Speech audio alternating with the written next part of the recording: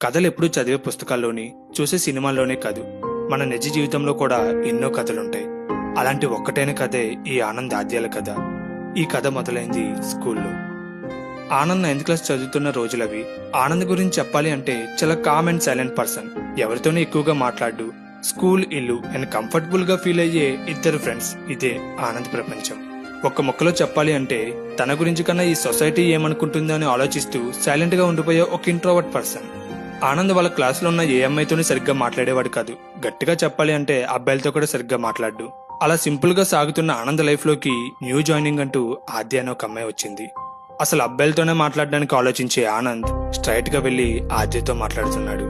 అలా మాట్లాడడం చూసిన క్లాసులో ఉన్న వాళ్ళంతా ఒక వింతలా చూస్తున్నారు.